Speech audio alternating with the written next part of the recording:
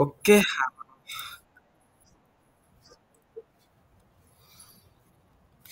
करते हैं स्टार्ट भाई। ठीक है। टॉपिक जो है डायनामो डीबी। ठीक है, टॉपिक का नेम डायनामो डीबी। अब डायनामो डीबी क्या है? तो एक सर्विस है। अब नॉन रिलेशनल डेटाबेस आपने सुना होगा। नो एसक्यूएल, माई एसक्यूएल और नो एसक्यूएल होता है। तो नॉन रिलेशनल डेटाबेस क्या होता है?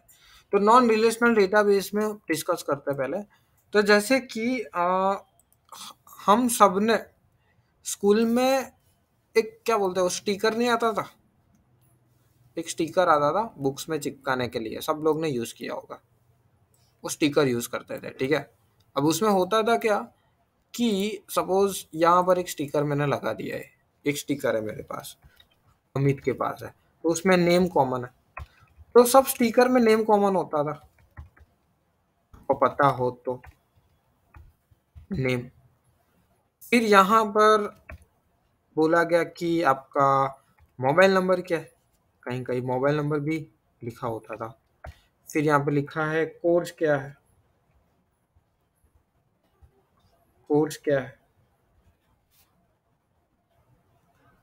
ठीक है। फिर यहाँ पे क्लास लिखा था। ठीक है। यहाँ पर मैंने लिख दिया एज कितनी है, क्लास क्या है।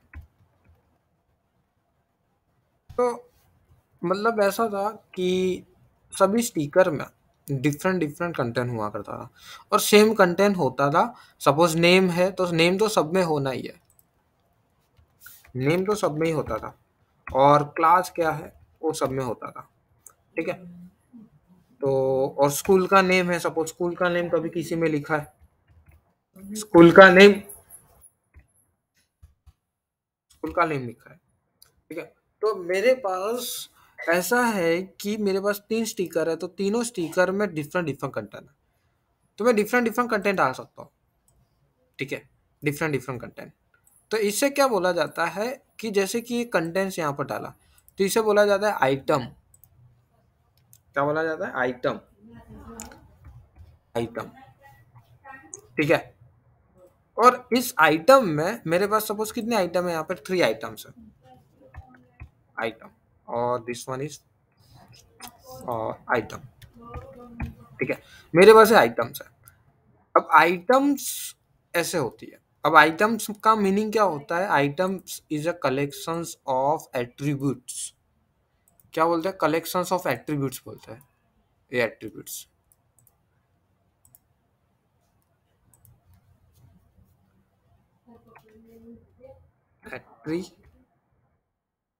एट्रीब्यूट्स। ठीक है। आइटम्स मतलब कलेक्शंस ऑफ एट्रीब्यूट्स। तो एट्रीब्यूट्स कभी भी सेम नहीं होते हैं, और डिपेंड्स करता है। ठीक है। ये एट्रीब्यूट्स कभी भी सेम नहीं होते, डिपेंड्स करता है ये एट्रीब्यूट्स यहाँ पर। ठीक है। तो डायनामोडीबी का ब्यूटी क्या है? डायनामोडीबी नॉन रिलेशनल डेटाबेस बोलते हैं उसे। तो यहाँ पर हम टेबल बनाते हैं। टेबल मतलब क्या? कलेक्शंस ऑफ आइटम बोलते हैं उसे। क्या बोला जाता है? Collections of item. Collections of item. ठीक है, ऐसा बोलते हैं कलेक्शंस ऑफ आइटम। तो एक टेबल बना देते हैं। और आइटम मतलब क्या? Collections of attribute. Collection of attributes. Collections of attributes, ऐसा होता है। तो ये नॉन रिलेशनल डेटाबेस है। 1 मिनट गाइस, वॉइस आ रहा है,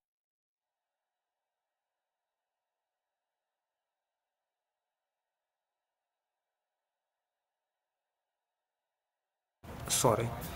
सो हाँ, क्या डिस्कस कर रहा था मैं? आइटम्स मतलब कलेक्शंस ऑफ एट्रीब्यूट्स। एट्रीब्यूट्स मतलब क्या? नेम हो गया, एज हो गया, क्लास हो गया, so on.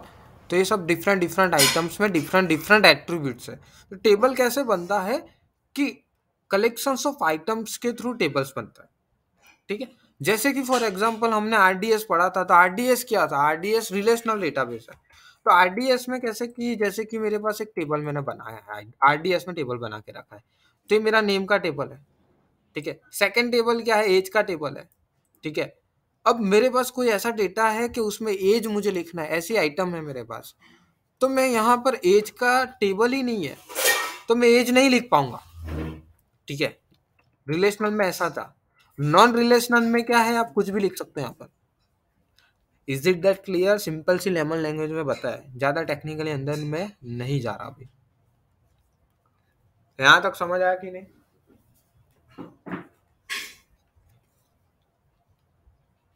Hello, are you there?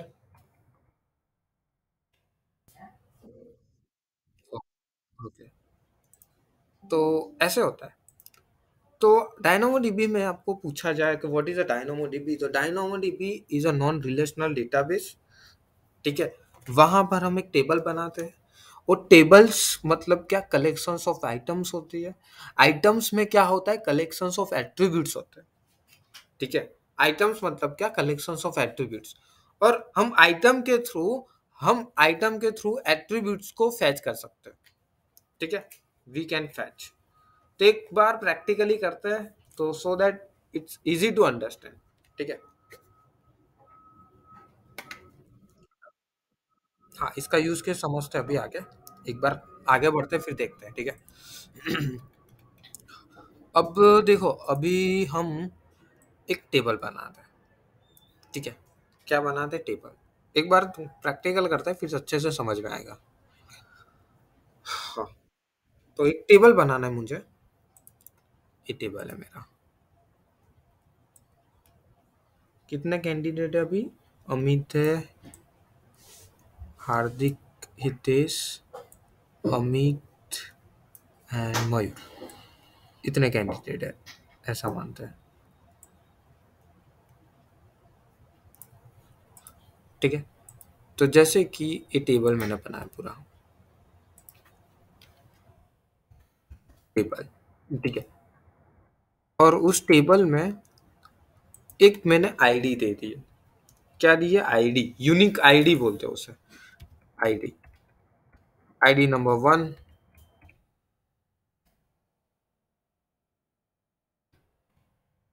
एक बार मैं लिख देता हूँ सब। ठीक है,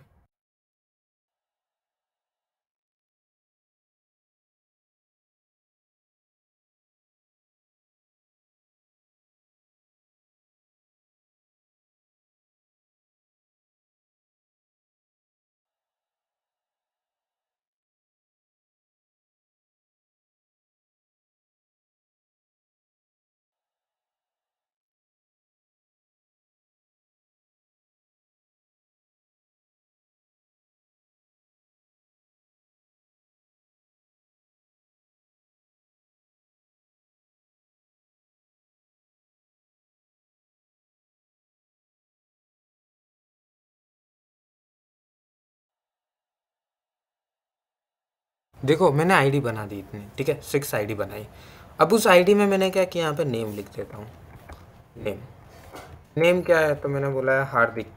अमित लिखता हूँ मैं, अमित। फिर यहाँ पे मैंने लिखा अमित। फिर अमित का कोर्स क्या है,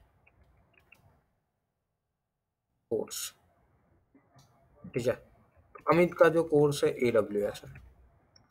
ठीक है, फिर मैंने बोला कि अमित की एज कितनी है, तो अमित की एज यहाँ पे लिख दी मैंने 25। ठीक है, फॉर एग्जाम्पल। फिर चलते हैं यहाँ पर, तो यहाँ पर नेम लिख दूँ मैं। फिर सेकंड जो टेबल है, तो हार्दिक। फिर कोर्स लिख दूँ यहाँ पर,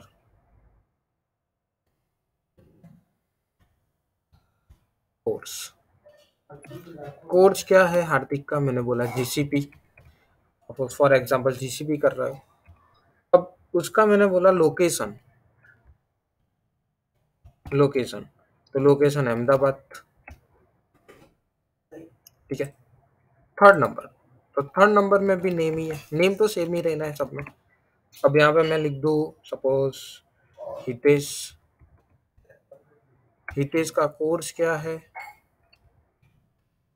मैंने कोर्स यहाँ पर लिखा लाइनेक्स। ठीक है, हितेश का कोर्स क्या है, लाइनेक्स। हितेश की एज कितनी है, कितनी है हितेश, 30 है, 28। ओ, फाइव। ठीक है, फिर नेम, फोर्थ नंबर नेम। फिर यहाँ पर मयूर हो गया। ठीक है, मयूर का मैं कोर्स लिख देता हूँ। मयूर का कोर्स क्या है, तो मैंने लिखा AWS है। ठीक है, मयूर की एज कितनी है, तो मयूर की एज 23 है। मयूर कितनी है, मयूर वाडिर है 23। ठीक है, फिर मैंने यहाँ पे लोकेशन भी लिखा। लोकेशन यहाँ पर नहीं लिखते, लोकेशन एक में ही रखते, कोई नहीं। ये यहाँ पर नेम। फिर यहाँ पर नेम किसका था, विशाल।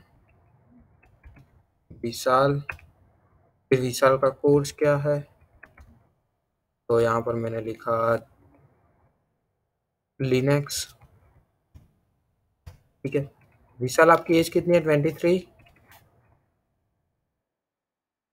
23। ठीक है, चलो इतना करते हैं, बाकी सब छोड़ते, ज़्यादा हो गया, इतना इनफ है। ठीक है, इतने कैंडिडेट है, तो ये सारे कैंडिडेट हो गए। अपने एक टेबल बनाए। अब टेबल, ये मैंने टेबल बनाया, पूरा एक टेबल बन गया है, समझना यहाँ पर ये पूरा टेबल बना है। अब उस टेबल को फैच करने के लिए पर्टिकुलर आईडी के थ्रू आप फैच कर सकते हो। किसके थ्रू, आईडी के थ्रू। ठीक है, तो मैंने क्या किया, आईडी नंबर 1 दिया। कौन से फॉर्म में, नंबर फॉर्म में। आईडी, आईडी जो है वो नंबर फॉर्म में। थोड़ा सा कॉम्प्लिकेटेड हो सकता है गाइस। ठीक है, आईडी नंबर फॉर्म में मैंने यूज किया। नंबर फॉर्म में यूज करने के बाद मैंने ये सब आइटम्स बना दिए। क्या बनाया, आइटम बनाया। आइटम नंबर 1 हो गया है आपका।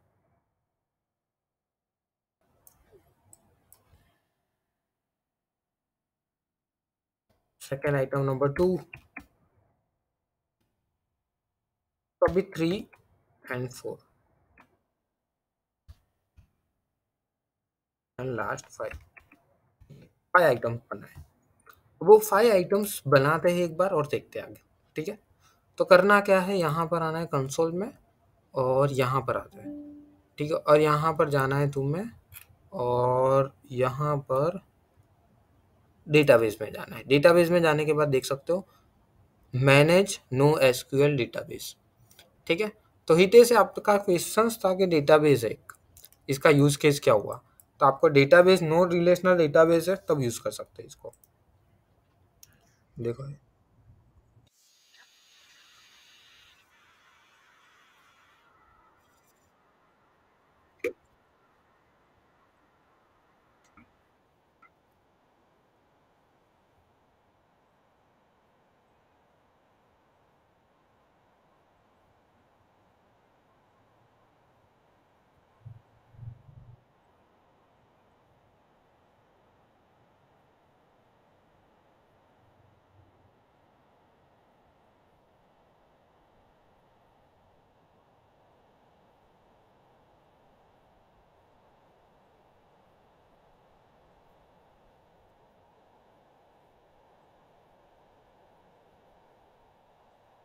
देखो ये क्या बोल रहा है कि यहाँ पे लिखा भी है कि DynamoDB is a fast and flexible no SQL database service for all applications that need a consist single digit millisecond.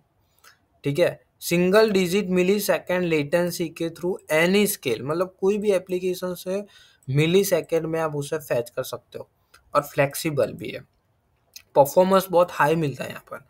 ठीक है, तो इसके लिए डायनामोडीबी यूज किया जाता है।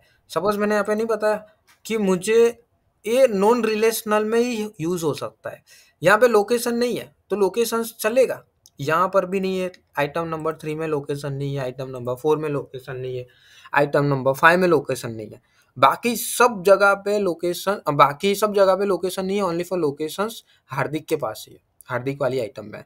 बट रिलेशनल डेटाबेस करता मैं, तो रिलेशनल डेटाबेस में अलग से मैं टेबल नहीं बना सकता, एक ही टेबल में अलग से बनाना पड़ेगा, बट यहाँ पे पॉसिबल है।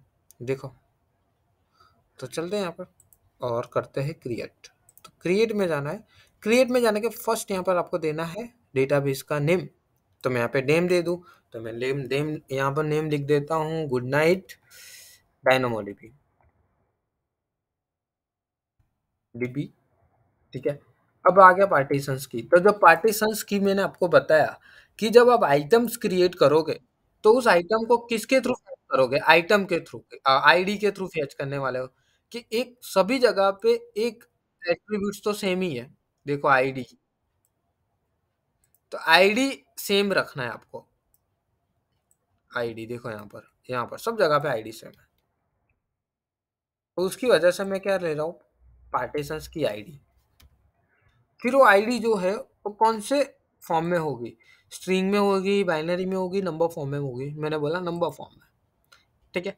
शॉर्टकट उसका ही है, कोई शॉर्टकट बनाना चाहते तो बना सकते हो। और ये सब कुछ डिफॉल्ट। सॉरी, हितेश। हाँ, हाँ कोई नहीं। तो देखो यहाँ पर हमने क्या किया, मैंने पार्टीशंस की बताया। पार्टीशंस की मतलब क्या, कि आप इस पार्टीशंस की के थ्रू इस टेबल को फैच करने वाले हो, और कौन से फॉर्म में, नंबर फॉर्म में। That's it. फिर उसके बाद चलते हैं यहाँ पे नीचे पे। तो टेबल सेटिंग्स में देखो ये सब डिफॉल्ट टेबल सेटिंग्स है। तो यहाँ पे कैपेसिटी मोड, तो प्रोविजनिंग दिखा रहा है। अब देखो, रीड कैपेसिटी होती है, राइट कैपेसिटी होती है। तो डेटाबेस में एक आपने सुना होगा आरसीयू और डब्ल्यूसीयू। आरसीयू मतलब क्या, रीड कैपेसिटी यूनिट बोलते हैं। ठीक है। और आरसीयू मतलब रीड कैपेसिटी यूनिट, डब्ल्यूसी मतलब राइट कैपेसिटी यूनिट। तो इस पे डिपेंड्स लगता है। अब कोई बोलेगा सर चार्ज कैसे लगता है, तो इसके ऊपर डिपेंड्स करता है कि आप कितना रीड करते हो और कितना राइट करते हो इस डेटाबेस में से। ठीक है। आरडीएस में भी सेम ही था कि आप में कितना यूज कर रहे हो, परफॉर्मेंस क्या है। यहाँ पर हमें कुछ भी मतलब रैम वगैरह कुछ भी मैं नहीं दे रहा। देखो जस्ट टेबल बना रहा हूँ, उसके पीछे CPU, RAM, instance type, so on, सब कुछ एडब्ल्यूएस मैनेज करेगा, मुझे कुछ भी नहीं करना। तो that's why is one kind of serverless database भी बोल सकते हैं। वन काइंड ऑफ मैं बता रहा हूँ। ठीक है। तो ये सब डिफॉल्ट है। चलता है क्रिएट में। कुछ भी नहीं किया, इट्स अ वेरी इजी। कुछ भी नहीं, यहाँ पर जस्ट क्रिएट हो गया। देखो फ्रैक्शंस ऑफ मिनट में क्रिएट हो जाएगा। देखो एक्टिवेट भी आ गया। तो देखो डेटाबेस पार्टीशंस की क्या है, आईडी है। कौन से फॉर्म में, नंबर फॉर्म में। तो अभी मैं क्या करता हूँ, इस डेटाबेस में चलता हूँ, सॉरी टेबल में चलता हूँ। मतलब इस डेटाबेस में, टेबल में आ गया। टेबल में जाने के बाद मैं क्या कर रहा हूँ, एक्सप्लोर कर रहा हूँ टेबल आइटम्स को। देखो अभी right now there is no any items available in this database. Sorry. तो हमें क्या करना है, क्रिएट करना है। ठीक है। तो क्रिएट करने के लिए यहाँ पर जाओ क्रिएट में। अब देखो फर्स्ट क्या था, आईडी नंबर। तो आईडी नंबर कौन से फॉर्म में है, नंबर फॉर्म में। देखो डिफॉल्ट नंबर फॉर्म में, तो मैंने नंबर बता दिया। तो एक एट्रीब्यूट सभी जगह पे सेम रहेगा, attributes name, ID. That's why यहाँ पे सब जगह पे मैंने पहले आईडी लिख दिया, सब जगह पे। ठीक है।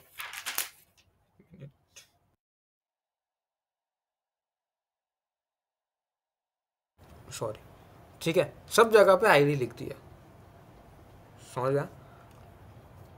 तो यहाँ पर देखो आ गया आईडी। अब मुझे ऐड करना है एट्रीब्यूट्स, तो यहाँ पे ऐड न्यू एट्रीब्यूट्स में जाओ। देखो आइटम्स मतलब क्या, कलेक्शंस ऑफ एट्रीब्यूट्स। तो यहाँ पे ऐड में जाना है। कौन से फॉर्म में चाहिए, स्ट्रिंग। दूसरा ऐड करना है, कौन सा है, स्ट्रिंग। ठीक है। एक बार इस इमेज को,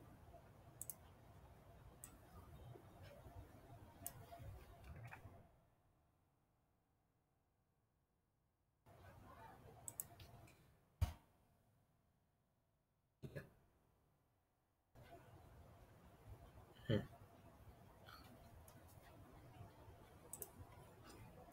ठीक है। तो देखो मैंने ऐड किया स्ट्रिंग स्ट्रिंग। ठीक है। अब फर्स्ट क्या था, नेम। ठीक है। नेम क्या था, तो अमित। ठीक है, अमित। फिर क्या था, कोर्स।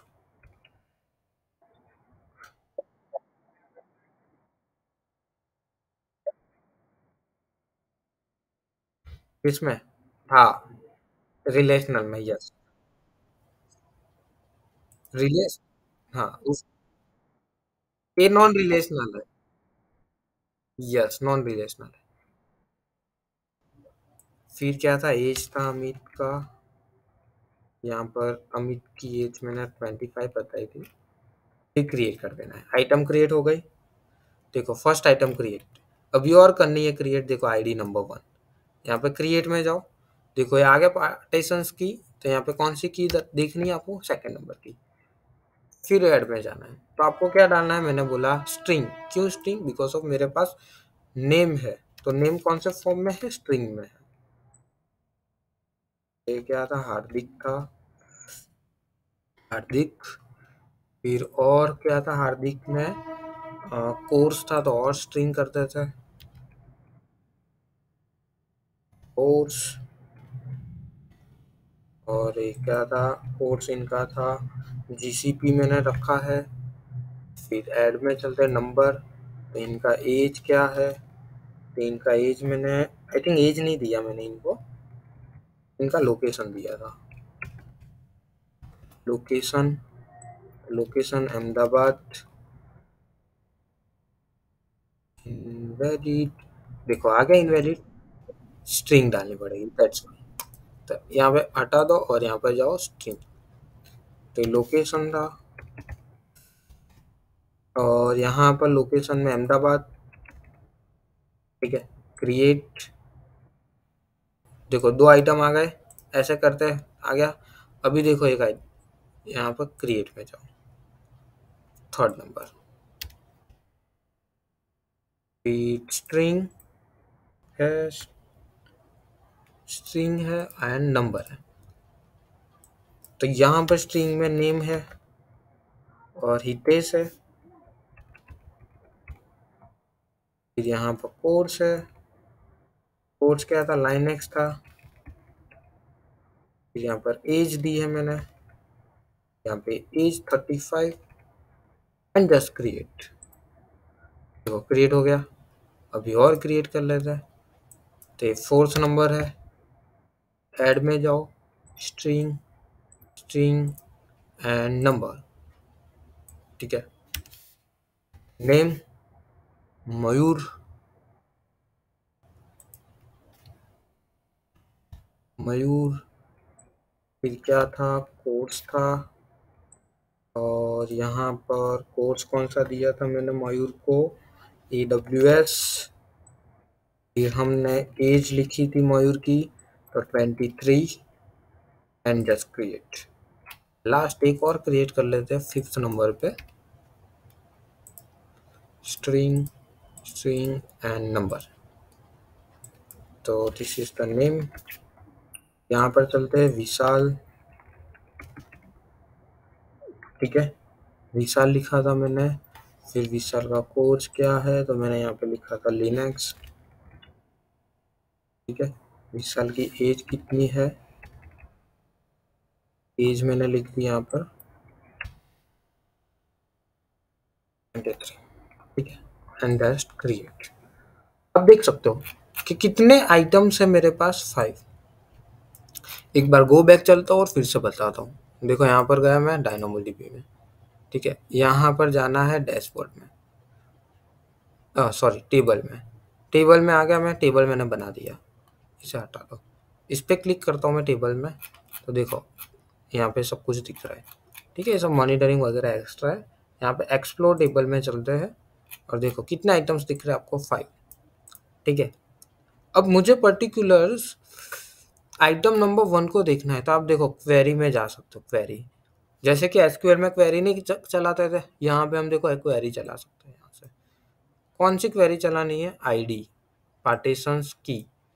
तो पार्टीशंस की 1 दी मैंने और रन किया। देखो आ गया पूरा टेबल। आईडी नंबर 1, एज कितनी है, कोर्स कौन सा है, अमित। यहाँ पे आईडी नंबर 2 फायर करूँ और रन करूँ।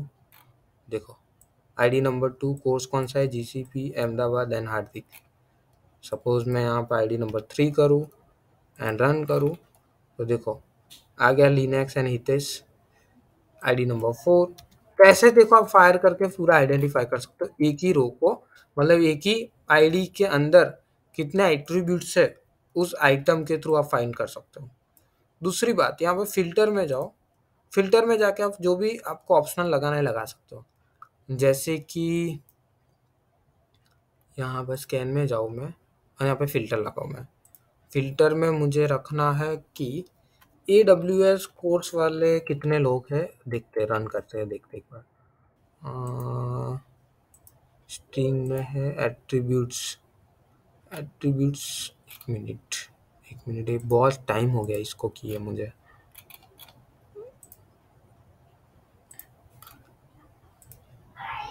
एक मिनट, एक्सप्लोर में चलते हैं। ठीक है, attributes name and value.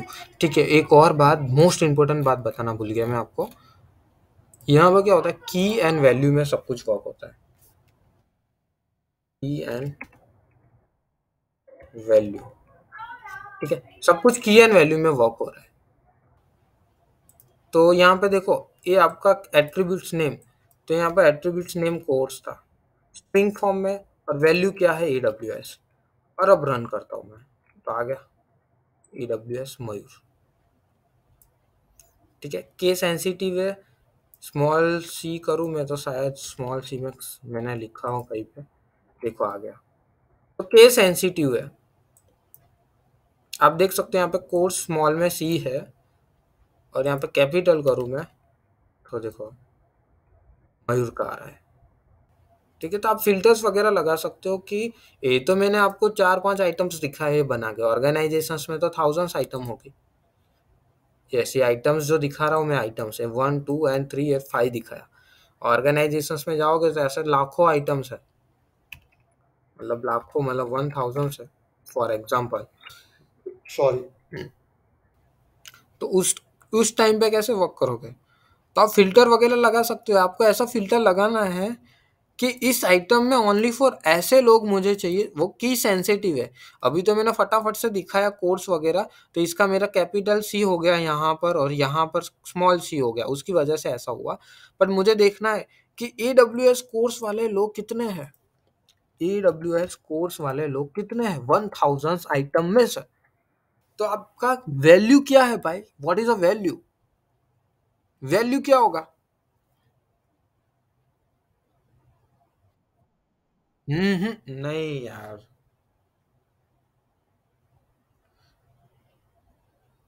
Sorry यार, सॉरी अमित, सही हो आप, सही हो, सॉरी, गलत बता दिया मैंने। वैल्यू क्या होगा, AWS होगा। ठीक है, रियली सॉरी हो। वैल्यू AWS होगा, और की क्या होगा,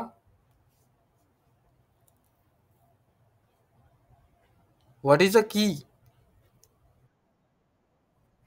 की 1000 तो एग्जाम्पल थी। हाँ, एट्रीब्यूट्स, तो एट्रीब्यूट्स क्या है, कोर्स है। तो मैं क्या फायर करूंगा, एट्रीब्यूट्स में कोर्स लिखूंगा, कोर्स बराबर, और वैल्यू क्या डालूंगा, AWS। और इस मेरे टेबल में, ये पूरे टेबल में जितने भी AWS कोर्स वाले होंगे वो मुझे लिस्ट आउट कर देगा। ये तो मैंने दिखाने के लिए इतना टेबल वगैरह बनाया, वहां तो आप पूरा बड़ा टेबल बनाओगे, और कैसा होगा पता है, ऐसे टेबल नहीं बनेगा। वहां पर तो कैसा होगा कि S3 बकेट बनाओगे आप, और वहां पर CSV फाइल अपलोड कर दोगे, CSV फाइल S3 बकेट में, फिर लैम्बडा फंक्शंस लगा दोगे, और लैम्बडा फंक्शंस में इवेंट वगैरह होगा, और डायनोमो डीबी टेबल। ठीक है, जैसे ही CSV फाइल S3 में अपलोड होगी, लैम्बडा फंक्शन ट्रिगर होगा, और डायनोमो डीबी में आके पूरा डेटा यहाँ पर आ जाएगा, यहाँ से यहाँ पर। इसका प्रोजेक्ट मैं कराऊंगा, आज नहीं, करेंगे उसका प्रोजेक्ट, पूरा लाइव इंडस्ट्री बेस्ड प्रोजेक्ट कराऊंगा मैं। ठीक है, I hope you understand this basic and important thing in DynamoDB। यहाँ पर इतना ही है और ज़्यादा कुछ नहीं। तो किसी को कुछ डाउट,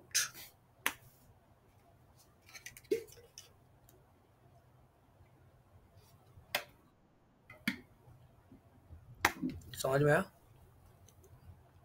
ठीक है, अब इसे रिमूव करना है, तो यहाँ पर आ जाओ, और यहाँ पे देखो और दो चीज, यहाँ पर चलते, एक बार एक्सप्लोर में चलते और दिखाता हूँ। फिल्टर में एक बार चलते, फिल्टर में क्वेरी में क्वेरी कर सकते हो, फिल्टर में ठीक है। देखो एक साथ दो फिल्टर लगा सकते हो, ठीक है। ऐसे कोर्स बताओ और यहाँ पे लोकेशंस डाल दो, ठीक है। तो यहाँ पे लोकेशन लिख दिया, लोकेशन इज एट्रीब्यूट्स, और यहाँ पे लिख दूं मैं कि अहमदाबाद, एंड रन करता हूँ मैं। देखो अभी तो कोई नहीं आया, ठीक है। तो मुझे ऐसा चाहिए कि जिनका कोर्स AWS हो और वो बंदे अहमदाबाद से बिलोंग करते हो, तो ऐसा फिल्टर लगा सकते हो आप, ठीक है।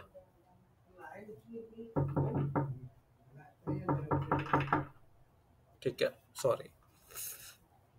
यहाँ पे देखो रीड कैपेसिटी कंज्यूम कितना हुआ, कहाँ गया मेरा, 0.05, ठीक है। यहाँ पे जाके रिमूव कर दो, हट गया। एड फिल्टर में जाना है, स्ट्रिंग है, नंबर फॉर्म में करना है, और आप लेस देन इक्वल कर दो, और यहाँ पे एज लिखो, एज इज एट्रीब्यूट्स, कितनी डालनी है 23, कोई नहीं आया, बट मैं यहाँ पे 35 कर दूँ और रन करते हैं, आ गया 25 25 23। तो ये फिल्टर लगाया मैंने, ठीक है। हालांकि ये मुझे आपको पूछना था कि मैं फिल्टर लगा था तो किसका वैल्यू दिखेगा। मैंने क्या किया, मैंने एक कंडीशंस लगा दी। इस कंडीशंस क्या बोल रही है, लेस देन, सॉरी ये लेस देन 35। तो इसमें से कौन सी आइटम प्रिंट होगी भाई, अभी तो फायर कर दी अपन, कौन सी होगी कौन बताएगा।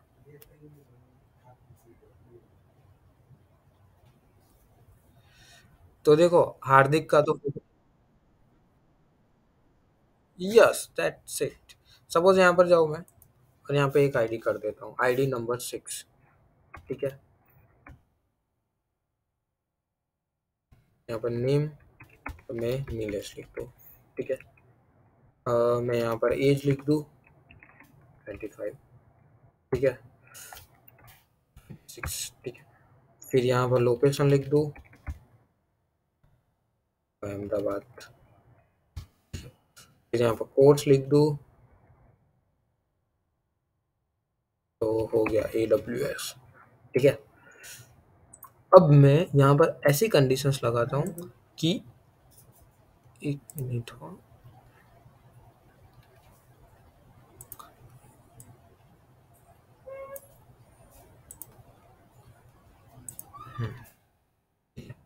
अब मैं यहाँ पे ऐसी कंडीशंस लगा रहा हूँ, यही कंडीशन लगा रहा हूँ, तो अभी कौन कौन प्रिंट होगा।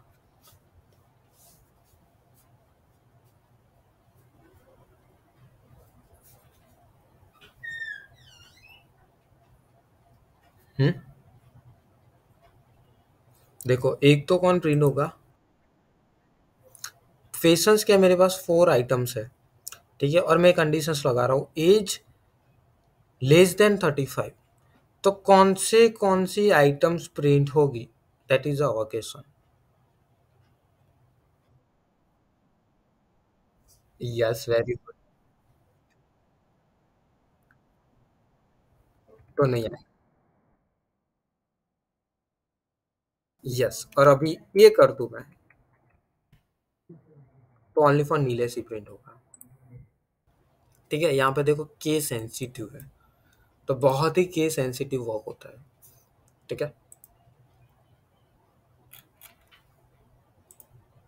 तो रिमूव करते इसे, यहाँ पर जाओ और डिलीट कर दो, और कैपेसिटी वगैरह and confirm.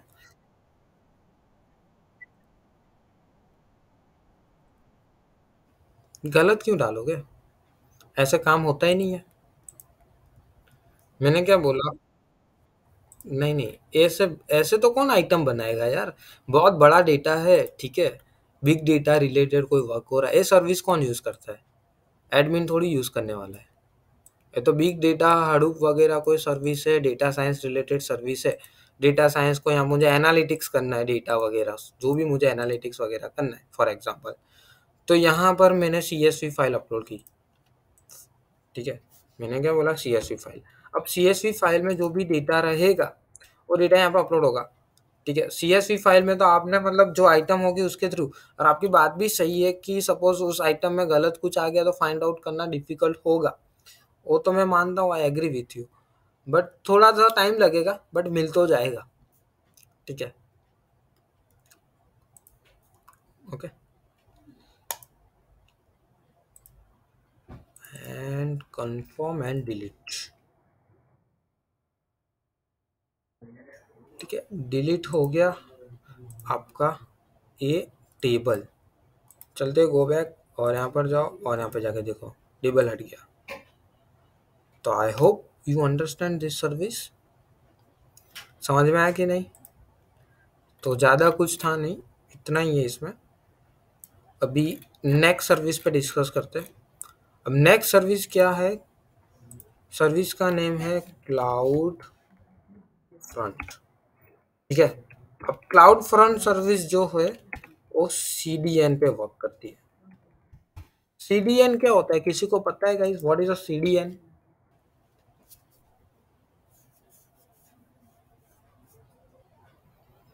Hmm, have you heard about CDN? कभी सुना नहीं है अमित?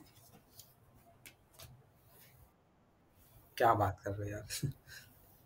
हार्दिक हितेश, आप तो पता होगा आपको तो।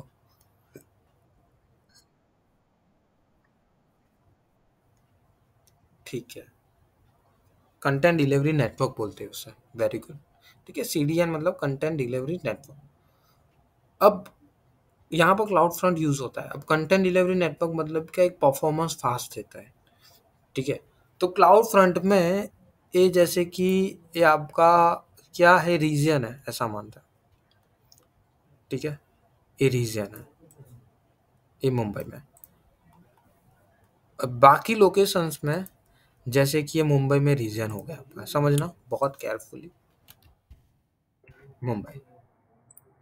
फिर यहाँ पर सपोज यूएई में ओहायो, नॉर्थ वर्जीनिया, ये रीजन नहीं है, डिफरेंट डिफरेंट जगह पे। ये जैसे गुजरात में बोल दूं मैं, हैदराबाद हो गया, पंजाब हो गया, इस सब जगह पे ये जो रेड में लिख रहा हूँ, रेड, इसे क्या बोला जाता है? एज लोकेशन बोला जाता है। क्या बोलते हैं?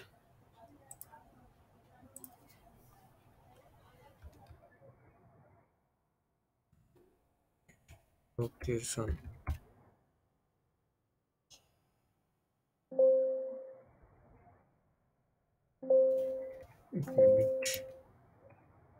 यहाँ पर चलते हैं और AWS ग्लोबल इंफ्रास्ट्रक्चर, और ये रहा ग्लोबल इंफ्रास्ट्रक्चर। देखो, ग्लोबल इंफ्रास्ट्रक्चर्स में चलते हैं। यहाँ पे देखो, जो ग्रीन है उसे क्या बोला जाता है? रीजन बोला जाता है। ठीक है, अब यहाँ पे देखो एज लोकेशन, ये एज लोकेशन है, इसकी मैं बात कर रहा हूँ। तो यहाँ पे इन लोगों ने मेंशन नहीं किया एज लोकेशन कौन सी जगह पे, बट आई थिंक मिल जाए कहीं पर। AWS मिल जाना चाहिए, AWS लोकेशन, एरा, एरा मिल गया। देखो एज लोकेशन, तो इतने एज लोकेशन है, तो पूरा मैप है। जैसे कि regional edge location, multi edge location and edge location, तो जो डॉट दिख रहा है एज लोकेशन क्लाउड फ्रंट। अब edge location, edge location, edge location होता क्या है भाई? एज लोकेशन मतलब एक कैसे सर्वर है। एज क्या है भाई? ईडी या ईडीजी लोकेशन। ठीक है, एज लोकेशन मतलब क्या? एज लोकेशन का मतलब होता है कैसे सर्वर, कैसे सर्वर बोला जाता है। ठीक है, अब होता क्या है, क्लाउड फ्रंट आप सर्विस यूज करोगे, सपोज यहाँ से कोई यूके से हीट कर रहा है और मैंने यूज, मेरा सर्वर कहाँ पर है? मुंबई में। तो मैं क्लाउड फ्रंट सर्विस यूज करूंगा, तो आपका डेटा क्या होगा कि नियरेस्ट एज लोकेशन से आपके डेटा को फैच कर लेगा। नियरेस्ट एज लोकेशन से, ठीक है। अब यहाँ पर एज लोकेशंस में मेरा एक कैसे सर्वर है, यहाँ पे कैसे सर्वर्स बना के रखा है, AWS ने कैसे सर्वर्स बना के रखा है। अब वो कहाँ पर है वो किसी को पता नहीं है, बट यूके से नियरेस्ट जगह से कैसे सर्वर से वो रिक्वेस्ट फैच कर लेगा, यूके से, ठीक है। कैसे सर्वर से रिक्वेस्ट फैच कर लेगा। अब उसे मुंबई तक आने की रिक्वायरमेंट है ही नहीं, वो नियरेस्ट एज लोकेशन से आपके डेटा को फैच कर लेगा, ठीक है। तो उसका लेटेंसी रिड्यूस हो गया भाई, ठीक है, उसका लेटेंसी रिड्यूस हो जाएगा। तो इसीलिए क्लाउड फ्रंट का यूज किया जाता है ऑर्गेनाइजेशंस में लेटेंसी रिड्यूस करने के लिए। कंटेंट डिलीवरी नेटवर्क बहुत परफॉर्मेंस फास्ट देता है, ऑल ओवर द वर्ल्ड उसे आप एक्सेस कर सकते हो। यहाँ पे देख सकते हो, देखो इतने सारे एज लोकेशंस है अमेजोन क्लाउड फ्रंट में, क्लाउड फ्रंट की फ्यूचर्स, तो देखो ये सारे आप देख सकते हो मैप में, ठीक है। तो कहाँ कहाँ पर है ये रहा, देखो एज लोकेशन। तो न्यू दिल्ली में है, इंडिया में 40 जगह पे, 14 जगह पे। चेन्नई में है, मुंबई में है, पुणे में है, बेंगलोर में है, Hyderabad, Singapore, Japan, Tokyo, Taiwan, so on, ये सारे जगह पे है। एशिया में, ये एशिया में, ठीक है। फिर ऑस्ट्रेलिया न्यूजीलैंड में हो गया, साउथ अफ्रीका हो गया, मिडल ईस्ट हो गया, ठीक है। इस सब जगह पे चाइना वगैरह, यहाँ पर एज लोकेशन उन्होंने लगा के रखा है। यूरोप में सबसे ज़्यादा है, देखो यूरोप, नॉर्थ अमेरिका, यूरोप, ये अपना होगा एशिया, ठीक है। तो एशिया में भी है, इंडिया में दिल्ली में है, मुंबई में है, पुणे में है, बेंगलोर में है, हैदराबाद में है। इतने टोटल कितने हुए इंडिया में, 14, 8, 20, 28, 32, 43 है मे बी, कैलकुलेट कर लेना आप लोग। 43 कैसे सर्वर्स बना के रखे हैं,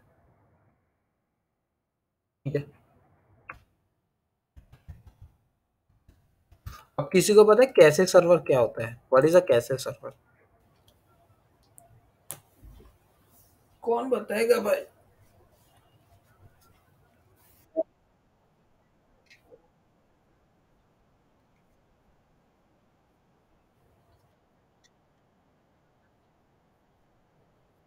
हम्म, ठीक है, वेरी गुड, सही बताया। और कोई बताएगा, ठीक है, कोई नहीं। देखो मैं बताता हूँ कि ये हो गया आपका मेन सर्वर मतलब कौन सा सर्वर है, क्लाउड फ्रंट। क्या है क्लाउड फ्रंट,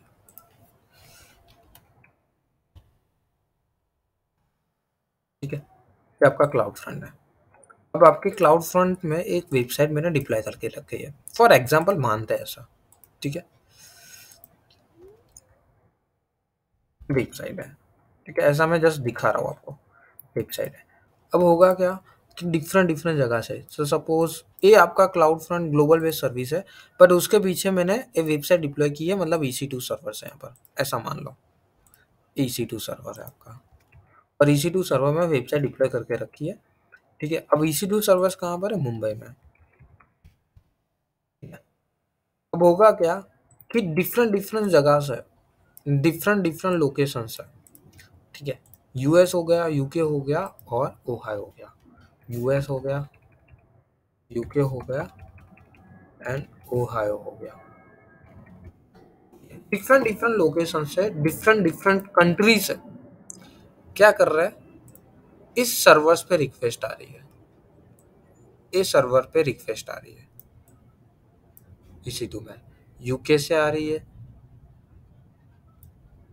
US से आ रही है, ओहायो से आ रही है, सब जगह पे रिक्वेस्ट आ रही है। अब रिक्वेस्ट आ रही है तो मतलब होगा क्या कि ये लोगों को लेटेंसी फेस करनी पड़ेगी, पहली बात तो यही हो गई, ठीक है। कभी इसमें ओपन होगा, कभी इसमें नहीं होगा, कभी इसमें हो रहा है, कभी नहीं हो रहा। और यूके से मतलब यहाँ पे बहुत सारे कैंडिडेट एक्सेस कर रहे हैं, यूजर्स लोग एक्सेस कर रहे हैं वेबसाइट को, ठीक है। और ये मेरी वेबसाइट जो है गेमिंग रिलेटेड मतलब एप्लीकेशन है, ऐसा मान लो एप्लीकेशन है, गेमिंग रिलेटेड एप्लीकेशन है मेरी। अब ऐसा तो नहीं है कि इस एप्लीकेशन को ओपन होने में टाइम लगा और एप्लीकेशन ओपन नहीं हो रही तो मेरा बिजनेस लॉस होगा, मेरा बिजनेस लॉस होगा। क्या हो रहा है माउस को, एक मिनट हो, ये तो बिजनेस लॉस होगा। ठीक है, तो लेटेंसी का इश्यू हो रहा है, डिस्टेंस भी दूर दूर हो गया यहाँ पर। तो मैं नहीं चाहूंगा कि मेरे क्लाइंट को ये सब फेस करना पड़े। और दूसरी बात, मैं यहाँ पर सपोज आप बोल रहे हो कि इसका ड्रॉबैक क्या होगा, तो इसका ड्रॉबैक ऐसा हो रहा है तो इसका सॉल्यूशन क्या करोगे, तो इसका सॉल्यूशन ऐसा करोगे। मैं बता रहा हूँ कि आपने सॉल्यूशंस किया कि यूके में सर्वर्स लगाया, यूके में सर्वर्स लगाया, यूएस में लगा दिया और ओहायो में सर्वर लगा दिया, और ठीक है, और मुंबई में भी है, सब जगह पे सर्वर लगा दिए मैंने। चलो ठीक है, बढ़िया है, रिक्वेस्ट यहाँ पर आएगी तो फास्ट परफॉर्मेंस ओपन होगा, आपके एप्लीकेशन फास्ट ओपन होगी, चलो ठीक है फाइन, यहाँ पर आया यहाँ से भी ओपन कर लेगा, फास्ट होगा, ठीक है, परफॉर्मेंस फार मिल रहा है, बिजनेस हो रहा है, सब कुछ फाइन है। बट आपको पता है मैनेजमेंट करना कितना डिफिकल्ट हो जाएगा। यूके में सर्वर है, यूएस में है, ओहायो में है और मुंबई में भी है। और दूसरी बात कि ये वेबसाइट में मैंने अपडेट मारा मुंबई में, तो यहाँ पर भी अपडेट जाना चाहिए ये EC2 सर्वर्स पे, तो उसको कैसे करोगे। तो ये तो बहुत लफड़े वाला काम हो गया और बहुत ही कॉम्प्लिकेटेड हो गया। सॉल्यूशंस तो दे दिया उसने, सॉल्यूशंस तो दे दिया आपको कि भाई आप डिफरेंट डिफरेंट जगह पे चले जाओ और डिफरेंट डिफरेंट जगह पे सर्वर्स बना दो, जहाँ से रिक्वेस्ट आ रही वहां से सॉल्यूशन मिल गया। बट बहुत ही कॉम्प्लिकेटेड हो जाएगा भाई, इट इज़ वेरी कॉम्प्लिकेटेड। ठीक है, तो AWS ने क्या दिया आपको, क्लाउड फ्रंट दिया। और क्लाउड फ्रंट देने के बाद उसने क्या किया कि आप एक सर्वर बनाओ और यहाँ पर कैसे सर्वर बनते हैं, ठीक है, एक कैसे सर्वर उसके नियरेस्ट में बन जाएगा। जैसे कि ये यहाँ पर कैसे सर्वर बन गया, कैसे सर्वर मतलब यूके से नियरेस्ट, कैसे सर्वर से यूके से, ओहायो से नियरेस्ट। ठीक है, अब ये मैंने क्लाउड फ्रंट सर्विस यूज़ की। ठीक है, क्लाउड फ्रंट सर्विस के साथ ये सारे सर्वर्स कनेक्टेड, अभी जो मैंने दिखा है ना, ये सब ये पूरा ऐसा ऐसा है जब आप सर्विस यूज़ करोगे। ये आपका कैसे सर्वर, एक बार लिख देता हूँ मैं,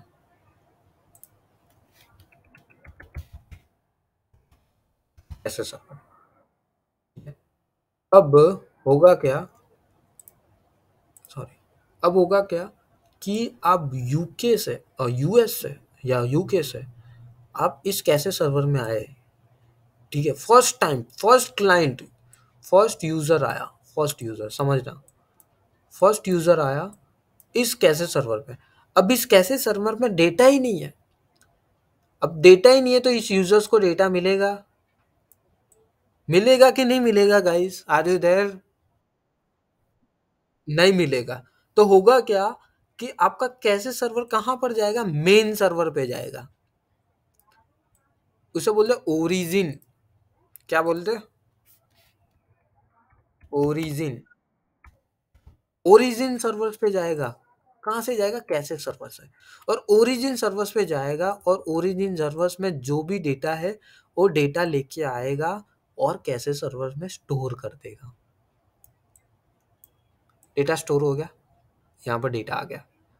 अब second time, second time different users आया इस कंट्री से और मेरी वेबसाइट को हिट कर रहा है, तो फर्स्ट ऑफ ऑल कहाँ पर जाएगा, कैसे सर्वर में जाएगा। कैसे सर्वर में गया, कैसे सर्वर में डेटा है अवेलेबल, तो उसे ओरिजिनल सर्वर्स में जाने की रिक्वायरमेंट नहीं है, कैसे सर्वर से ही वो ले लेगा डेटा। ठीक है, तो कैसे सर्वर में फर्स्ट टाइम जो रिक्वेस्ट आएगी, फर्स्ट यूजर होगा उसे लेटेंसी फेस करनी पड़ेगी। ठीक है, सेकेंड टाइम जो यूजर होगा उसे लेटेंसी फेस नहीं करनी पड़ेगी, उसे लेटेंसी नहीं फेस करनी पड़ेगी। ठीक है, तो ये तो बढ़िया है, फर्स्ट टाइम आ रहा है कोई बात नहीं। तो हम क्या करेंगे, यहाँ पर टीटीएल का कॉन्सेप्ट आपने सुना होगा, टीटीएल, टाइम टू लिव।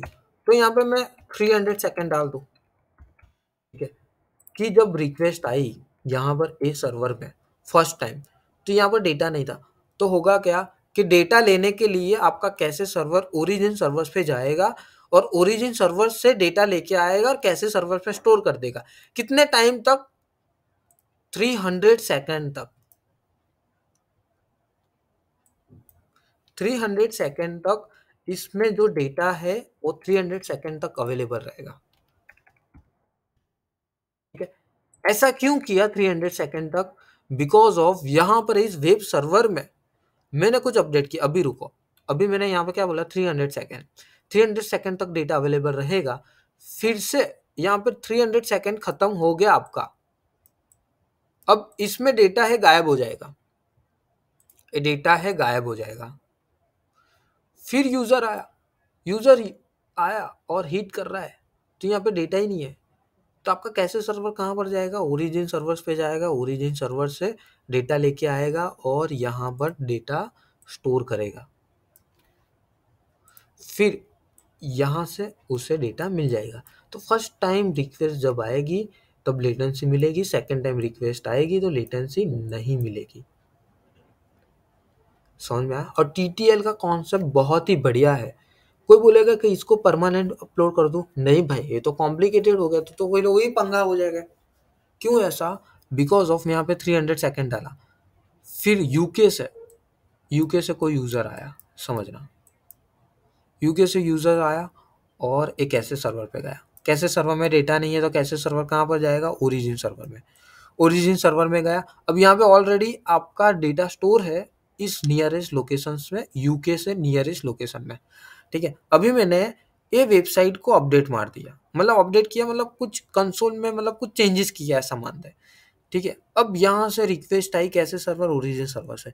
अब यहाँ पर गया डेटा, अब डेटा यहाँ पर आपका जाएगा तो न्यू डेटा जाएगा जो अपडेट वाला डेटा है, और ऑलरेडी यहाँ पर अपडेट वाला डेटा नहीं रहेगा बिकॉज ऑफ यहाँ पर 300 सेकेंड डाल के रखा है मैंने।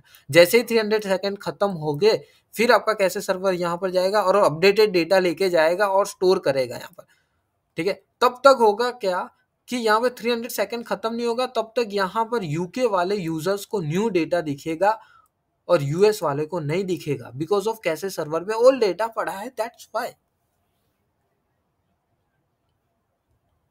समझ में? तो ऐसे वर्क। हाँ बताइए अमित।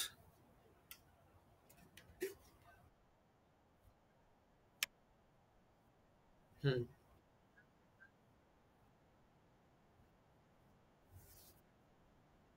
हम्म, हम्म, हम्म, हम्म।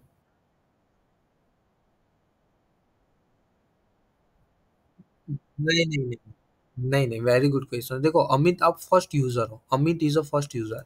अमित जब जाएगा वेबसाइट को ओपन करने के, तो कैसे सर्वर में कुछ है ही नहीं, तो अमित को लेटेंसी फेस करनी पड़ेगी। क्यों? बिकॉज उसका कैसे सर्वर डेटा लेने गया है मेन सर्वर पे, ओरिजिन सर्वर में।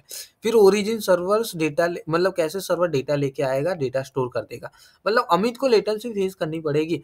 फिर हार्दिक जो है वो हिट करेगा, तो हार्दिक को ओरिजिन सर्वर्स पे पहुंचने की कोई रिक्वायरमेंट नहीं है बिकॉज ऑफ कैसे सर्वर में डेटा है, तो उससे परफॉर्मेंस फास्ट मिलेगा, लेटेंसी कम मिलेगी। मयूर को भी कम मिलेगी, मुझे भी कम मिलेगी, हितेश को भी कम मिलेगी, सबको कम मिलेगी, बट अमित फर्स्ट यूजर्स था, उसको लेटेंसी मिली। ठीक है, क्लियर?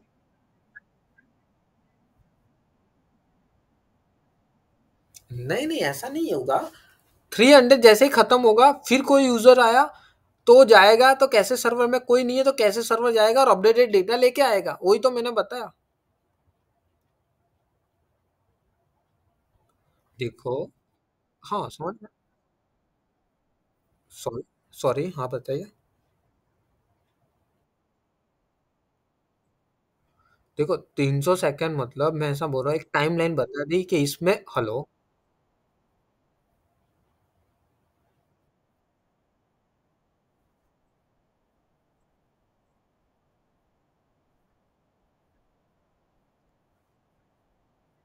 नहीं, ऑटोमेटिक आएगा, बट वो बैकएंड की बात बता रहा हूँ कि जो फर्स्ट यूजर आएगा, तो कैसे सर्वर में कुछ है ही नहीं, तो आपका डेटा कौन लेने जाएगा? कैसे सर्वर ही तो जाएगा मेन सर्वर पे, और डेटा लेके आएगा तो फर्स्ट यूजर्स को लेटेंसी मिलेगी। ओके। 300 सेकंड का मतलब क्या है कि 300 सेकंड तक आपका डेटा कैसे सर्वर में रहेगा।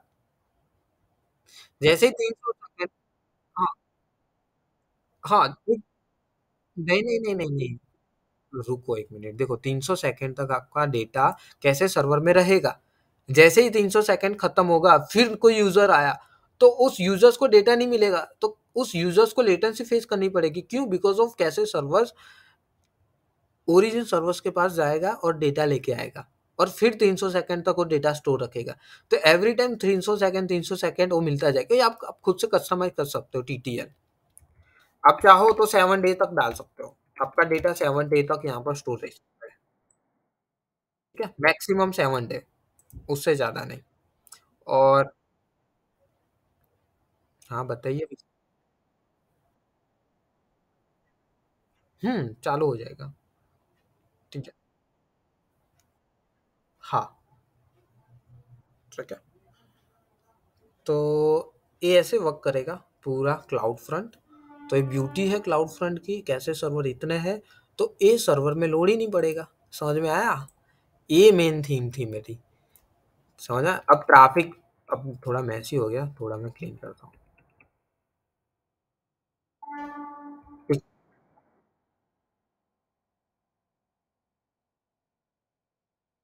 हाँ, तो यही कॉन्सेप्ट है। यही तो कॉन्सेप्ट था कैसे सर्वर में। 7 डे डाल दो। समझो। अब मैं कैसे सर्वर नहीं यूज करूँ, और सीधा रिक्वेस्ट आ रहा था, अभी ये जो मैंने पहले बताया था ना, ये एक ऐसे सर्वर हटा दो, तो होता था क्या, डिफरेंट डिफरेंट जगह से सीधा ट्रैफिक आएगा, लोकेशन से सीधा ट्रैफिक यहाँ पर आ रहा है, मेन सर्वर पे आ रहा है, ये यूके से, यूएस से, सब जगह यहाँ से आ रहा है। ठीक है, सब जगह से, ये यूके से। तो आपके ओरिजिन सर्वर्स में लोड नहीं बढ़ेगा? ऑब्वियसली बढ़ेगा। सर्वर स्लो हो जाएगा, इधर क्रैश भी हो सकता है। ठीक है, तो ये बहुत बढ़िया है कैसे सर्वर। क्या? कैसे सर्वर? AWS ने बना के रखे हैं ऑलरेडी, हमें जस्ट कॉन्फ़िगर करना है क्लाउड फ्रंट सर्विस। और क्लाउड फ्रंट सर्विस आप कॉन्फ़िगर करोगे तो कैसे सर्वर में जाके ऑटोमेटिकली डेटा स्टोर हो जाता है डिफरेंट डिफरेंट जगह पे। जो एशिया पैसिफिक आपने डाल के रखा है एरा, देखो। अब एशिया स्पेसिफिक यहाँ पे क्लास का एक ऑप्शन होता है क्लाउड फ्रंट में। क्लास,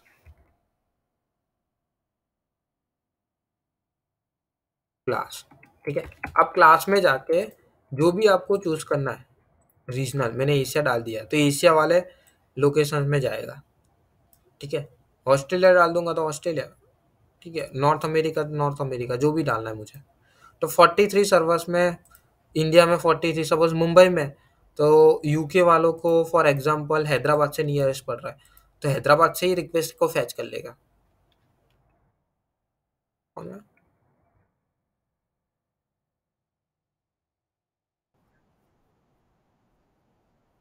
हाँ, यस, तभी हो सकता है।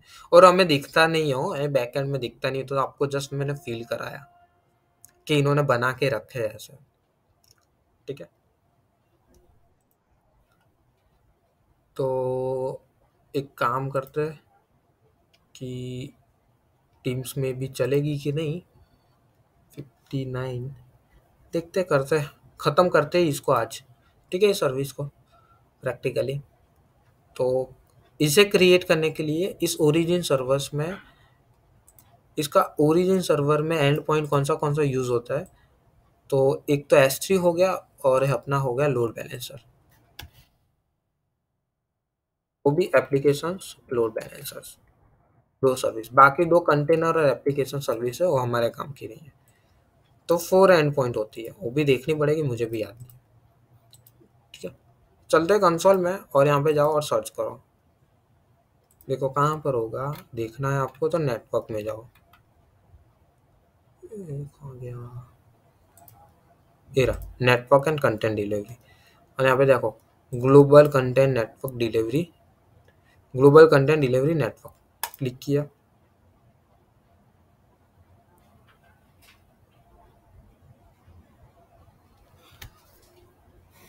देखो आ गया low latency and high transfer speed content delivery network. तो cloud front securely deliver content with low latency and high transfer speed. ठीक है, वीडियो स्ट्रीमिंग वगैरह कुछ भी करना है तो you can use this service. बड़ी बड़ी कंपनी इसका यूज करती है भाई, और बहुत ही इंपॉर्टेंट सर्विस है। AWS का एग्जाम दोगे या फिर कंपनी में प्रोजेक्ट में काम करोगे, ये सर्विस यूज करनी आएगी। और ये सर्विस कौन यूज कर पाएगा? इस सर्विस का यूज करना है तो साथ में डेवलपर को लेके बैठना पड़ेगा। क्यों? बिकॉज ऑफ डेवलपर ने अपने कोड में क्या लिखा है उसको समझना पड़ेगा, और सिक्योरिटीज पर्पस पे आपको किसी को पता है HTTP 1.2 ऐसा पता है किसी को?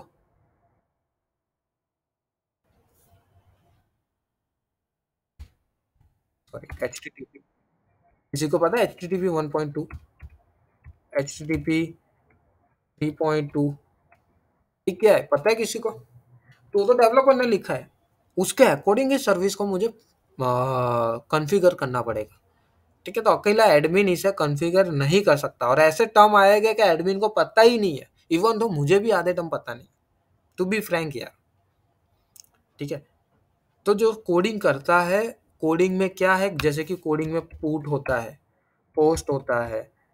ठीक है, पुट हो गया, पोस्ट हो गया, और बहुत सारी चीजें होती है। हमने API गेटवे में देखा था, आपको पता हो तो। ठीक है, API gateway is also developer related service. तो उसके अकॉर्डिंग मुझे क्लाउड फ्रंट में वो सब यूज करना पड़ेगा। ठीक है, तो चलते हैं यहाँ पर, और यहाँ पे जाकर कॉन्फ़िगर करते हैं। देखो, क्रिएट एंड कॉन्फ़िगर। अब जैसे मैं कॉन्फ़िगर कर रहा हूँ तो मुझे बोल रहा है ओरिजिन डोमेन। अब ओरिजिन डोमेन मतलब कि आपका ओरिजिन एंड पॉइंट, मतलब आपका ओरिजिन सर्वर कौन सा है। तो इस पर क्लिक किया और मुझे देखो S3 बता रहा है, लोड बैलेंसर बता रहा है, Meta store container and media package container. तो ये दोनों डिसेबल है। ठीक है, क्यों डिसेबल है? Because of a service created नहीं है इस रीजन में,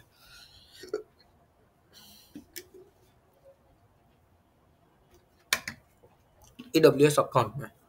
तो हम क्या करते हैं, एंड पॉइंट लेने के लिए एक काम करते हैं कि फटाफट से लोड बैलेंसर्स बना दो, EC2 बना दो, उसमें वेबसाइट डाल देता हूँ फटाफट से, और एंड पॉइंट लोड बैलेंसर्स का ले लेता हूँ मैं। ठीक है, तो चलते हैं EC2 में।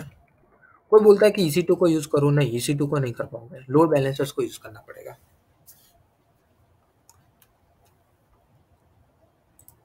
इंस्टेंस में आओ,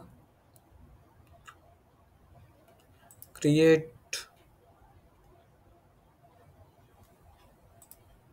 ये आपका हो गया वेब सर्वर। ठीक है, आपकी की पेयर, सॉरी AMI, आपकी की में भी बना देता हूँ मैं।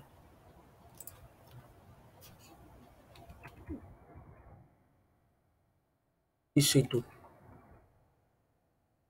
की पेयर आ गई, नेटवर्क वगैरह HTTP अलाउ कर देता हूँ, everything is default and just launch.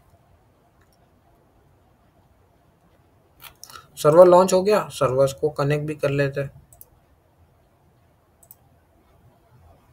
Copy, ठीक है, रुको एक मिनट।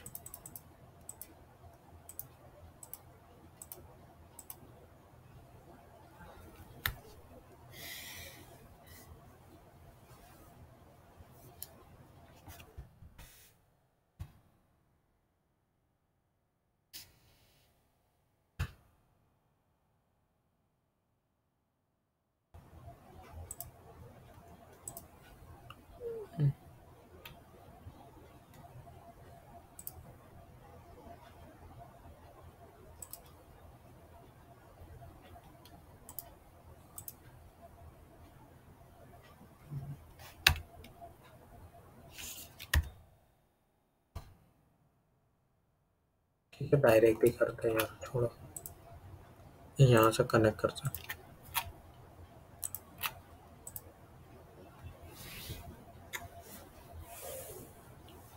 फटाफट से कॉन्फ़िगर कर लेता हूँ। sudo su yum install httpd-y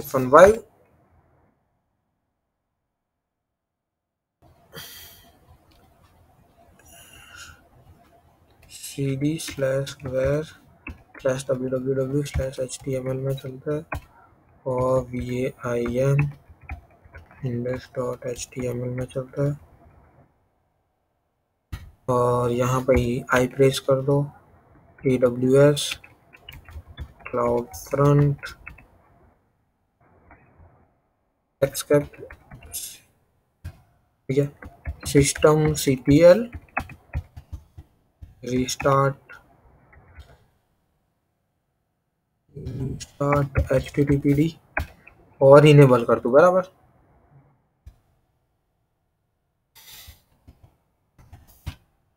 ठीक है, इनेबल हो गया और एक बार चलते गो बैक आईपी को कॉपी करते हैं, लेट्स चेक आउट कि ये वर्क हो रहा है कि नहीं। बन गया, वेब सर्वर हो गया कॉन्फ़िगर। तभी चलते यहाँ पर और टारगेट ग्रुप बना लेते हैं। क्रिएट टारगेट ग्रुप, इंस्टेंस में आना है क्लाउड फ्रंट, नेक्स्ट, इंक्लूड,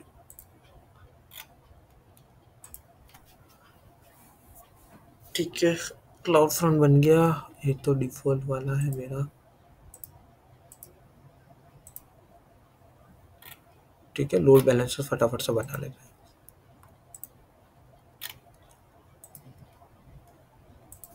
आपका application load balancer internet facing रखना है, VPC सेटअप है, यहाँ पर सबनेट बता दो, डिफ़ॉल्ट ही है, दो ही ले रहा हूँ मैं, T2.micro है, दैट्स वाई। सिक्योरिटीज ग्रुप, यहाँ पर आपका क्लाउड फ्रंट, ठीक है, everything is default and just create and view load balancer. इसके सिक्योरिटीज ग्रुप आई थिंक मैं देख लेता हूँ।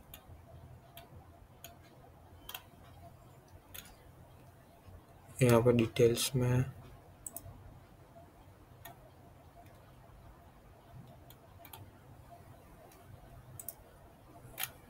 इसमें सिक्योरिटीज ग्रुप में 80 पोर्ट अलाउ की नहीं, वो देख लेते तब तक। 33609 ये कहाँ से आ गया, HTTP अलाउ कर देते हैं,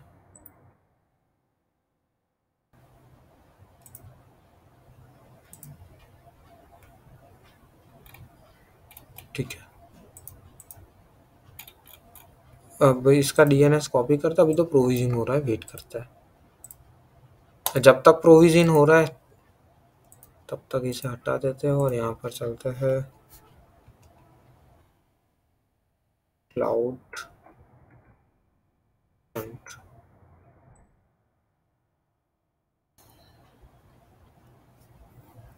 ठीक है। अभी क्रिएट नहीं किया मैंने, क्रिएट में जाऊँ, यहाँ पर क्लाउड फ्रंट का नेम, तो नेम नहीं है ओरिजिन, सॉरी, ये आ गया आपका लोड बैलेंसर्स, पहले नहीं था अभी आ गया बिकॉज ऑफ अभी मैंने क्रिएट किया, दैट्स वाई, ठीक है। तो इस पर मैंने क्लिक किया, क्लिक करके बता देगा कि कौन सा लोड बैलेंसर है।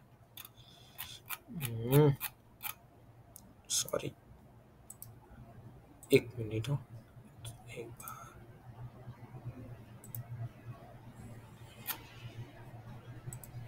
लोड बैलेंसर,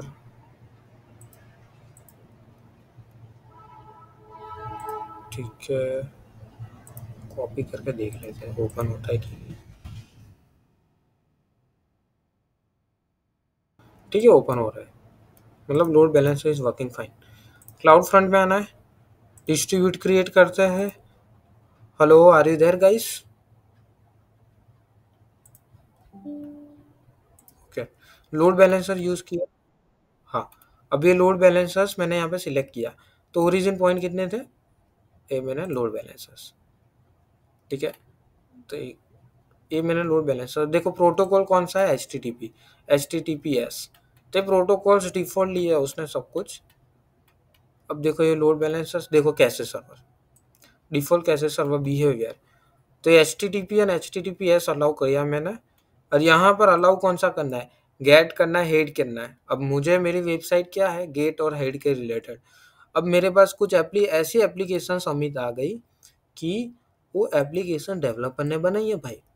उस एप्लीकेशंस में सपोज Naukri.com की एप्लीकेशन है, तो उसमें कोई डेटा अपलोड करे, मतलब उसका रिज्यूम वगैरह अपलोड किया करे, तो उसके लिए मुझे क्या यूज़ करना पड़ेगा? यहाँ पर पोस्ट करे, तो ये यूज़ करना पड़ेगा, get head option and put and post. ठीक है, तो डेवलपर रिलेटेड पता होना चाहिए हमें, तो हमें नहीं, और डेवलपर को लेके बैठना पड़ेगा साथ में। फिर चलो ठीक है, ये सब ऑप्शनल चीज़ें हैं। और यहाँ पर चलते, वेब एप्लीकेशन फायरवॉल लगा सकते हो, ऑप्शनल है सब कुछ। SSL सर्टिफिकेट भी लगा सकते हो। ठीक है, ओके। तो देखो ये सब एक बार बता देता हूँ मैं क्या किया। मैंने जस्ट ओरिजिन सर्वर्स में एंड पॉइंट बताया। क्या एंड पॉइंट था? ये रहा। ठीक है, स्क्रॉल डाउन करो। अब क्लस्टर हेडर, मतलब उसका हेडर क्या होता है ऑन, वो मैंने ऑप्शनल है, यहाँ पे पढ़ सकते हो, including the header on request that send on origin. कैसे सर्वर्स का बिहेवियर डिफॉल्ट वे में सब कुछ मैंने यहाँ पे सिलेक्ट किया है। गेट, पोस्ट, रीडायरेक्ट, कैसे सर्वर्स क्या है। ठीक है, फंक्शंस एसोसिएट ऑप्शनल है, ऑप्शन सीजर छोड़ रहा हूँ मैं अभी, बाद में देखते हैं। ठीक है, ये देखो मैंने बताया था ना HTTP version.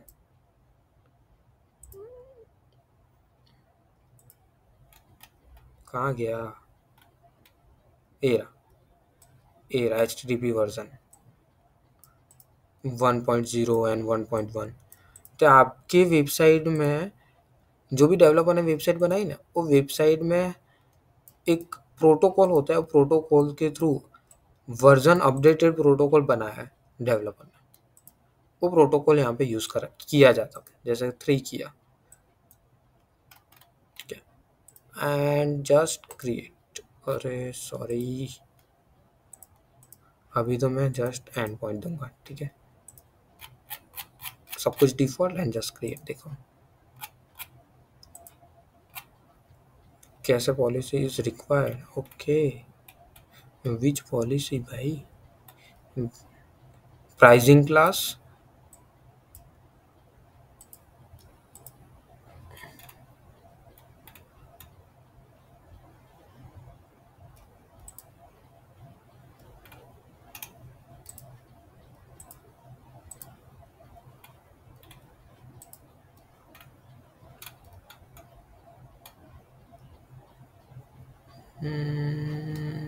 Cookies, okay, cookies वगैरह स्टोर करवानी है, उसका है। क्या हो गया भाई इसको?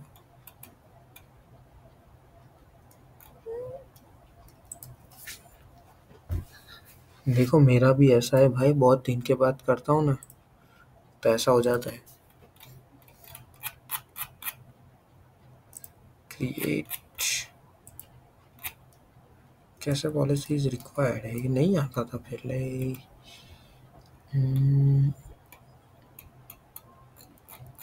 कोई नहीं, एक मिनट देख लेता हूँ।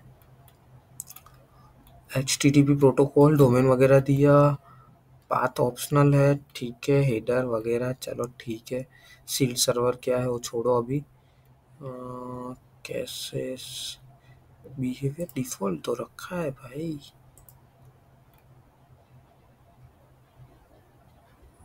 Redirect HTTP and HTTPS,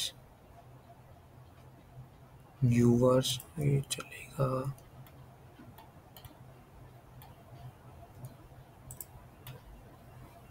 smooth streaming, video streaming related है, माइक्रोसॉफ्ट आइज का जी स्मूथ स्ट्रीमिंग।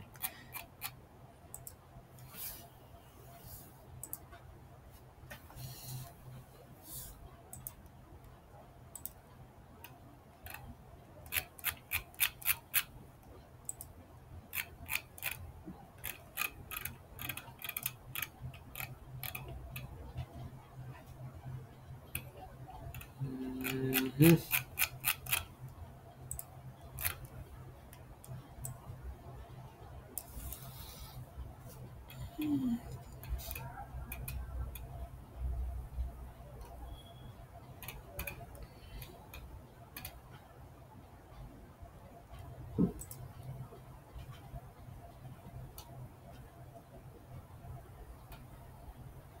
सब ऑप्शनल चेंज होते रहता है ना, तो ऐसा होता है। मुझे भी ऐसे क्रिएट होने में कैसे सर्वर डिसेबल को ऑप्टिमाइज, ठीक है, यूज करके देखते हैं, ये वाला हो जाता है। आईएमए में भी ऐसा ही हुआ था मेरे साथ, ठीक है। कुछ भी नहीं किया, ये जस्ट डिप्लॉय में दिखाया कैसे सर्वर्स, मैंने पॉलिसी बना के उसको दे दी। बनाई नहीं है, डिफॉल्ट ही ली है। वेट करते हैं इसको एक बार। डिप्लॉइंग हो रहा है, अभी अपलोड हो जाएगा। आज ही देर गाइस, बोर हो गए क्या?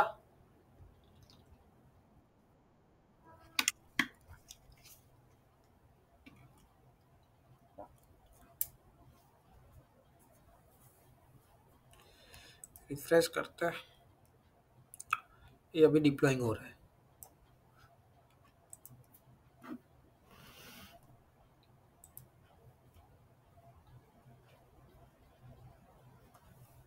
वेट करते हैं, डिप्लॉइंग हो रहा है अभी।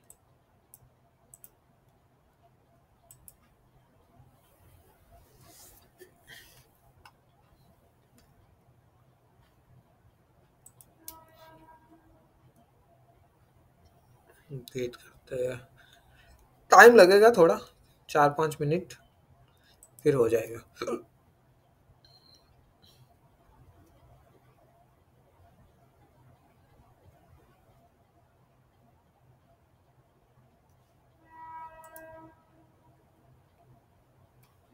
डिप्लॉइंग में गया है अभी।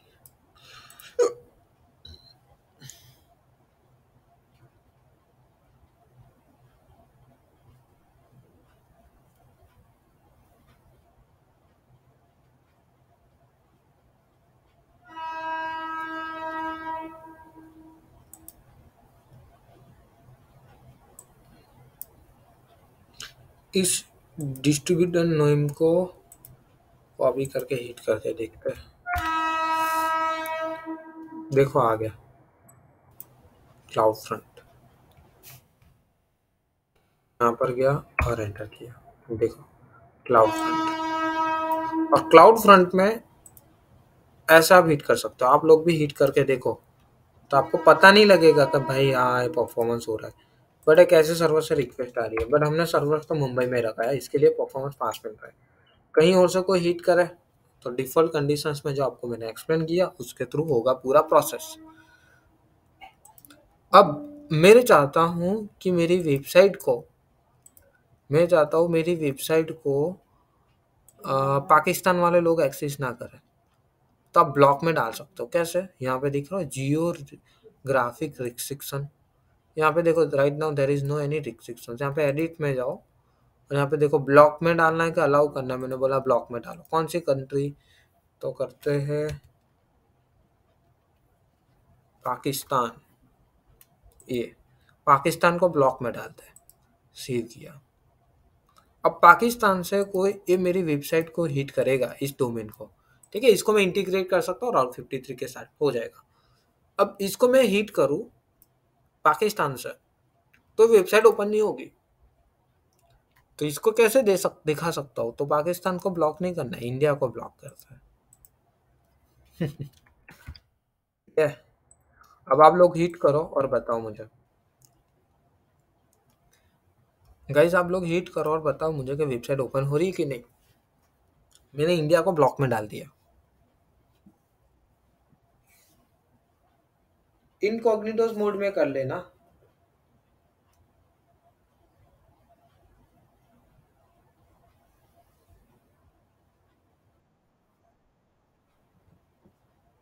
हो रही है, इनकॉग्निटोस मोड में करो।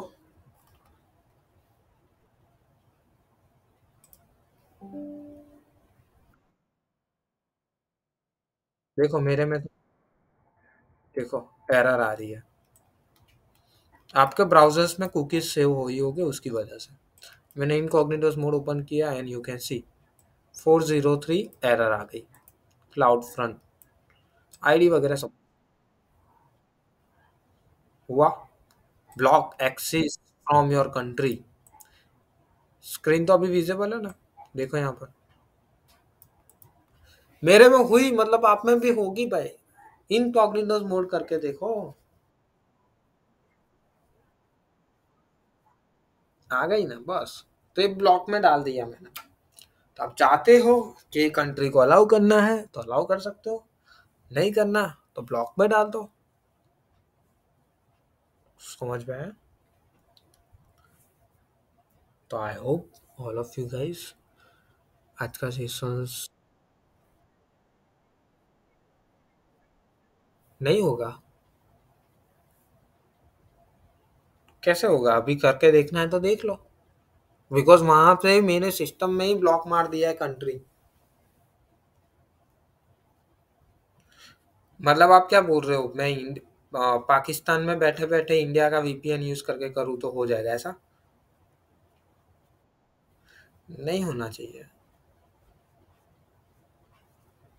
देखना ट्राई करके। वेरी गुड क्वेश्चन, ट्राई करना, फिर बताना मुझे होता है कि नहीं। ठीक है।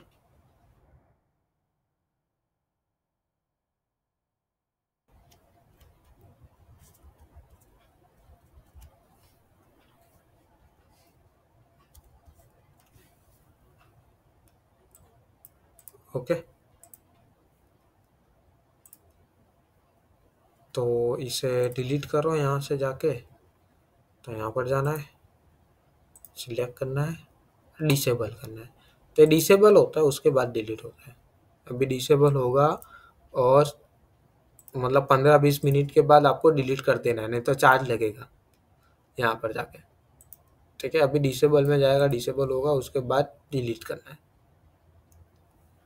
ठीक है, और लोड बैलेंसर्स को भी डिलीट कर देते हैं। तो पहले EC2 को उड़ा दो।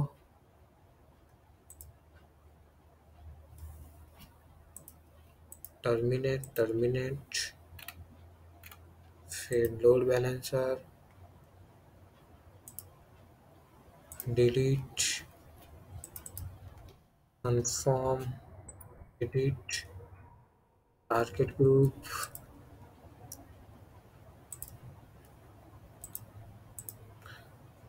ठीक है, तो S3 में वेबसाइट, मतलब स्टैटिक वेबसाइट को परफॉर्मेंस फास्ट देना है तो आप क्लाउड फ्रंट भी यूज़ कर सकते हैं ऐसा। यहाँ पे ओरिजिन में लोड बैलेंसर तो बड़ा इंफ्रास्ट्रक्चर है, बड़ा इंफ्रास्ट्रक्चर बनाया। Auto scaling, load balancer, EC2, database लगा दिया, VPC पे लगा दिया, बड़ा सा इंफ्रास्ट्रक्चर। लास्ट में क्लाउड फ्रंट लगा दिया ओरिजिन के साथ।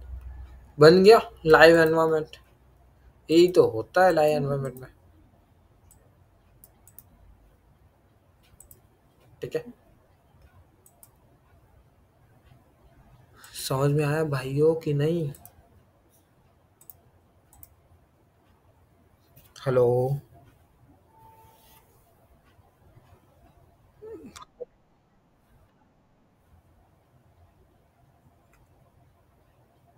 क्या समझ नहीं आया अमित?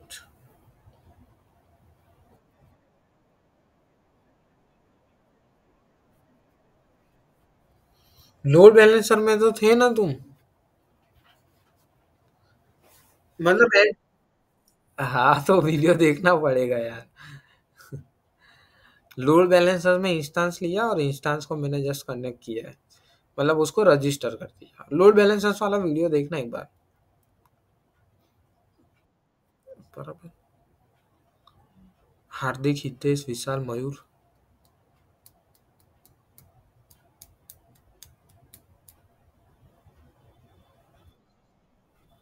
ठीक है, तो करते हैं सेशंस को एंड। कल अटेंड करोगे हितेश भाई आप के नहीं? ओके। कल यार प्रोजेक्ट करना था। वापिस कब आ रहे हो? ओ बापा रे। ठीक है, तो वीडियो वगैरह देख लोगे क्या? समझा देना ना। ठीक है। तो कल करते हैं प्रोजेक्ट हार्दिक। कल प्रोजेक्ट कर रहे हैं कि फिर आपको प्रैक्टिस करना है?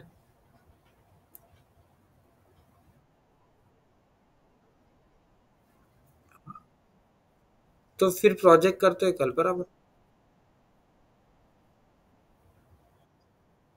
वो तो होता है, देखो देखो हमें क्या होता है पता है, हम प्रैक्टिस नहीं करते है ना, तो ऐसा होता है। अभी मैंने डायनामो डीबी, मैंने 6 महीने के बाद आज ही अकाउंट खोला है डायनामो डीबी वाला। ठीक है, एक क्लाउड फ्रंट 6 महीने हो गए मुझे, आज ही खोला है मैंने क्लाउड फ्रंट वाला। तो होता है कभी कभी, डोंट वरी, बट प्रैक्टिस करते रहो, अच्छा है। हाँ तो परसों करते हैं, कोई बात नहीं, सब एग्री हो तो मेरे को तो कोई दिक्कत नहीं है। ठीक है, तो उनको भी लाइव मौका मिला यार, रिकॉर्डिंग रिकॉर्डिंग होता है, लाइव लाइव होता है। फिर वो क्रिकेट।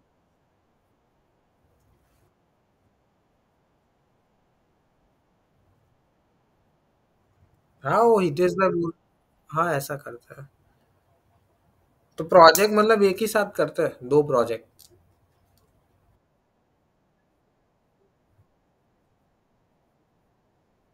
नहीं नहीं नहीं नहीं, ऐसे नहीं, दो प्रोजेक्ट करना है। एक तो ऑलरेडी करा दिया है, दो प्रोजेक्ट करना है।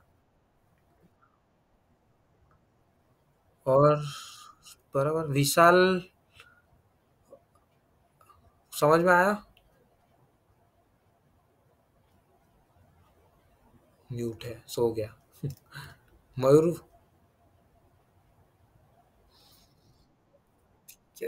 ठीक है, विशाल मयूर एंड हार्दिक भाई, थोड़ा मेरा देख लेना। ठीक है, मतलब 95% खत्म कर ही दिया है मैंने सब, तो कर देना जो पेंडिंग है वो। ठीक है।